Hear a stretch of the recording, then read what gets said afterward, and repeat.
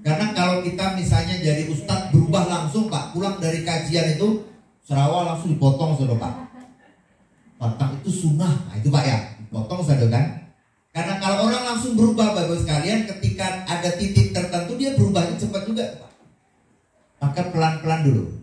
Satu dulu, materinya yang bedakan. Selesai, besok prosesnya yang bedakan.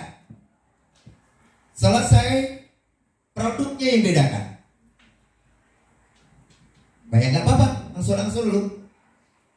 Kalau ini kan kita belum memandang tentang proses Bapak Ibu. Ini kan baru memandang tentang materi. Kedalaman materinya kan, kedalaman prosesnya kan belum tadi.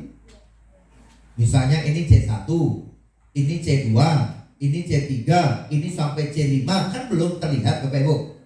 Nanti pertemuan berikutnya ketika masih ada waktu ya, pertemuan keduanya kita coba bedakan prosesnya lagi. Pertemuan berikutnya coba bedakan dengan produknya lagi. Yang kelompok ini membuat email ataupun membuat laporan dengan kertas biasa.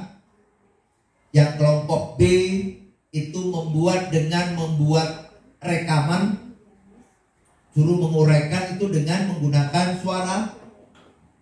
Yang satu lagi adalah membuat tutorial cara pembuatan email. Anak-anak kita bisa nggak membuat tutorial Pak? Kan di internet ada tutorial tuh. Anak kita yang disuruh membuat tutorial pakai aplikasi-aplikasi yang ada Pak. Kan ada aplikasi untuk membuat tutorial. Kayak apa Bapak? Salah satunya adalah, nanti kita cari, ada yang namanya, banyak tuh untuk yang membuat tutorial itu.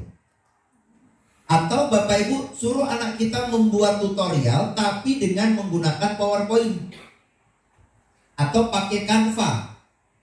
Anak membuat produk itu dengan menggunakan Canva. Membuat dia banner atau membuat yang baliho, tapi hanya cara pembuatan email dan itu dipajang di kelas.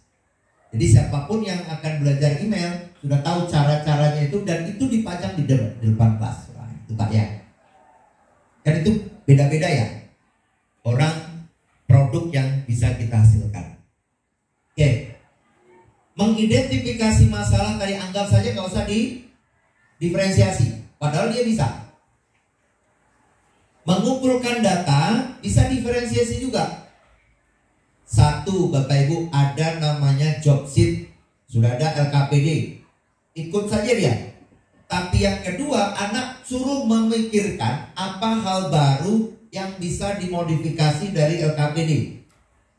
Penyelidikan baru berkaitan dengan email nih atau praktikum yang mungkin itu bisa modifikasi dari LKPD yang kita buat. Itu untuk kelompok anak yang lebih pintar, lebih advance ya. Ya Pak ya. Terus Bapak sekalian, nanti siswa mencatat dalam data yang diperoleh dalam praktikum. Oke, berikutnya pengolahan data. Siswa melakukan pengolahan dan klasifikasi data yang diperoleh. Bisa nggak ini didiferensiasi juga Bu? Bisa nggak? Pengolahan dan klasifikasi data yang diperoleh. Satu, tabelnya disediakan oleh guru. Yang kedua, tabelnya suruh kreasikan sendiri oleh siswa. Kan bisa dibedakan juga tuh. Tapi Bapak Ibu saya tidak memberikan contoh yang sablonnya didiferensiasi. Padahal dia bisa kita lakukan Pak. Sampai di sini bisa dipahami? Diolah datanya, diklasifikasi dulu, baru difasilitasi menganalisis data. Menganalisisnya bisa nggak diferensiasi? Bisa ya kan? Bisa diferensiasi juga Bapak Ibu. Baru nanti membuat kesimpulan. Siswa membuat kesimpulan berdasarkan dari analisis data tadi. Masing-masing kelompok membacakan hasil analisis data yang diperoleh. Kelompok lain memberi tanggapan. Terus Bapak Ibu lihat yang merah. Siswa dibolehkan menyajikan laporan dalam bentuk tulisan. Laporannya itu dalam bentuk teks. Itu untuk gaya belajar yang visual. Ini yang dalam bentuk rekaman audio, yang gaya belajar audio. Dan yang ketiga namanya dalam bentuk video tutorial untuk anak-anak kinestetik. Menggalinya lebih tinggi. Tapi tidak juga harus kinestetik, Bapak Ibu pikirkan. Kalau membuat video tutorial itu, anak yang lebih pinter nih kan, gitu Pak ya, itu bisa nggak Bapak Ibu? Bisa. Bisa. Sementara anak yang kemampuannya terbatas mungkin belum. Bapak Ibu hanya tunjukkan saja cara membuat tutorial.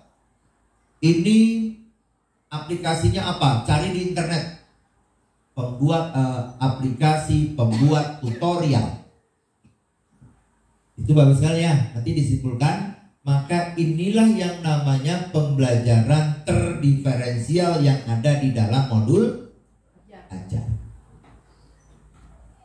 Bisa dipahami? Berarti LKPD-nya terpisah nggak Bu? Kira-kira kegiatan di LKPD-nya beda nggak antara kelompok A, kelompok B, kelompok C? Beda. Maka itu Bapak Ibu mungkin bisa jadi Bapak Ibu sampaikan itu seluruhnya dalam satu modul ajar. Makanya tadi di dalam modul ajar itu sasaran peserta didiknya siapa? Apakah peserta didik yang biasa, yang menengah, ataukah yang memang membutuhkan bimbingan khusus gitu Pak ya. Sampai di sini? Ya kan Pak. Langsung aja Pak ya. Pertama Pak, kalau ada asesmen diagnostik berarti Pak setiap pertemuan itu harus ada pembuka kelompok soal. Tidak bisa kita mengajar dalam kelompok yang pertama Pak.